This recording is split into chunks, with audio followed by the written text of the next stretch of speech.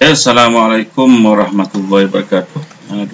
Kita masih lagi membincangkan topik 5, itu gerakan sains kata 5. Sekarang kita tengok topik 5.3, memahami konsep inersia. Okey, inersia ditakrifkan sebagai kecenderungan sesuatu objek untuk mengekalkan keadaan rehat. Ini rehat.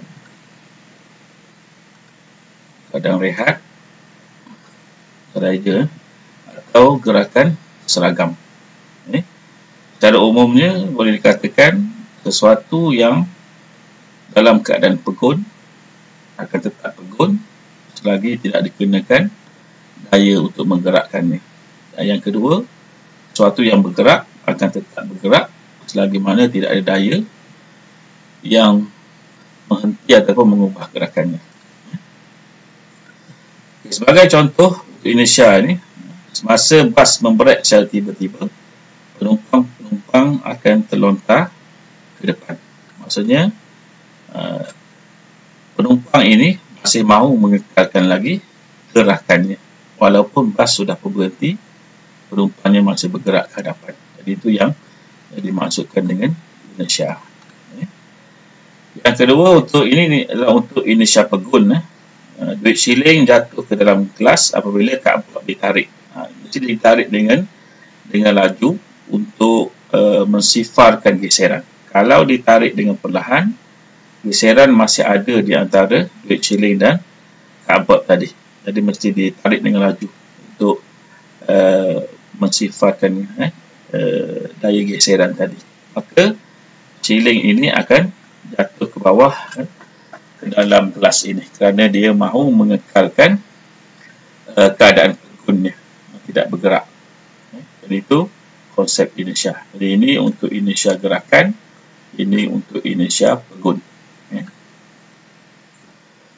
Sekarang kita tengok hubungan antara jisim dengan inersia. Jadi tunjukkan di sini budak lelaki ini sedang menolak seorang budak perempuan yang kecil, dan kemudian dia menolak pula seorang yang sangat gemuk lebih besar. Dan ini juga tunjukkan yang ini menggunakan kereta sorong menolak kereta sorong tanpa diisi dengan barang-barang. Jadi ini ringan, yang ini menolak kereta sorong yang diisi dengan batu-bata. Maksudnya jisimnya bertambah. Jadi boleh kita katakan di sini secara umumnya, semakin besar jisim sesuatu objek, semakin besar inersianya. Okey, inference ni maksudnya ramalan awal kita. Inersia sesuatu objek dipengaruhi jisim objek. Inference juga dalam kelas 2 bermaksud penerangan ataupun tafsiran kepada pemerhatian yang kita buat. Jadi tujuan untuk mengkaji hubungan antara jisim dengan inersia. Jadi jisim merupakan pemboleh ubah manipulasi, manakala inersia merupakan pemboleh ubah gerak balas. Dan pernyataan hipotesisnya, semakin besar jisim sesuatu objek, semakin besar inersianya. Jadi sini jelas, jisim merupakan pemboleh ubah manipulasi, UM, manakala inersianya merupakan pemboleh ubah bergerak balas. Dan semakin besar ini merupakan hubungan yang tepat sebenarnya. Okey, pemboleh ubah disebut tadi dimanipulasikan jisim botol yang silap saja. Gerak balas inersia dia betul. Kita tetapkan yang pertama panjang tali. Panjang tali boleh mempengaruhi ayunan. Kemudian saiz botol. Saiz botol ini sebenarnya bila semakin besar botol tadi, semakin tinggi rintangan pada udara. Jadi kita kena gunakan saiz botol yang samalah. Bahan dan radas yang kita gunakan pasir ini untuk menambahkan jisim, dua botol yang sama saiz, dan juga tali yang sama panjang. Kaedahnya kita boleh bina ladung